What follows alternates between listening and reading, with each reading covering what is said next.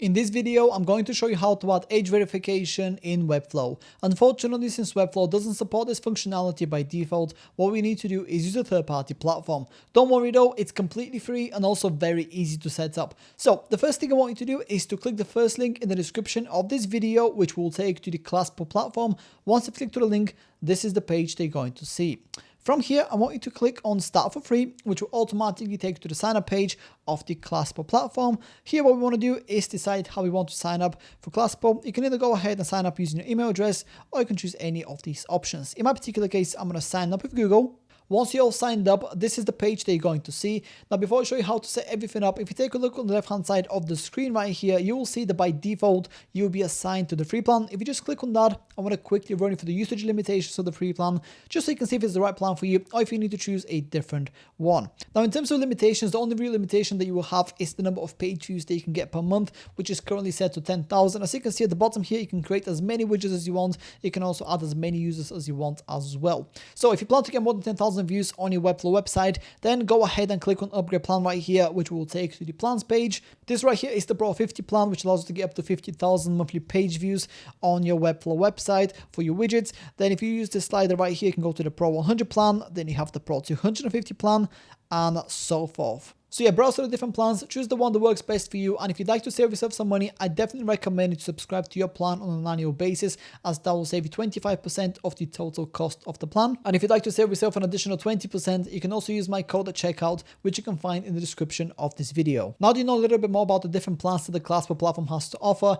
let me show you how to create an age verification widget and how to set it up with your Webflow website. The first thing you want to do here is click on new widget, and then you'll see this pop-up appear. What we need to do is decide whether you want to start completely from scratch, or if you want to choose an existing template and customize it. I would personally recommend you to choose a template because all the templates are fully customizable anyway, so this is going to save you a whole lot of time and effort. So that's the route I'm going to take. Once you click on template library, you will automatically be taken to the page, which is where you can see all the different templates that the Classpo platform has to offer. Now, the next thing you want to do is narrow down the options, so we only see the templates that are relevant for us. So what we want to do is go to the left hand side of the screen right here. Underneath use case, I want you to click on show more. Then I want you to check the verify age box right here. Once you've done that, you'll see all the different templates that the Classpo platform has to offer. In my particular case, I'm going to choose this one right here because I quite like the look of it. I'm going to go for that one.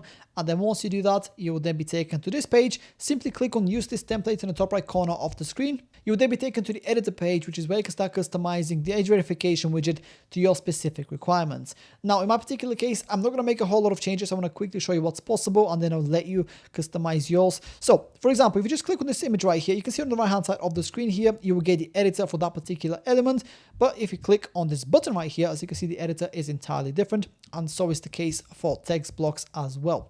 In my particular case, the first change I want to make to this template is this text down here. I want to get rid of it, so I'm going to click on it to highlight it, and then I'm going to click on the backspace button on my keyboard, and just like that, the component has been deleted. Another change I want to make is change the age right here from 21 to 18, so I'm going to go ahead and double click on this, and then simply change the text like that. Now, besides customizing and deleting existing elements from your widget, if you go on the left hand side of the screen right here, you can also add a bunch of different components as well. Here's everything that you can currently add to this particular template. In my particular case, none of these components are relevant. I want to keep my widget nice and clean. However, if you want to take advantage of any of them, simply go ahead and drag them and place them anywhere that you want within the template. In my case though, like I said, I'm going to skip this part, and then I'm going to go ahead and click on save in the top right corner of the screen. Then you'll be taken to the triggering section, which is where we need to decide when and how the pop-up is going to be shown on our Webflow website. Now, in terms of display frequency right here, I want there to be no limits whatsoever, so I'm going to change this to do not limit, like that.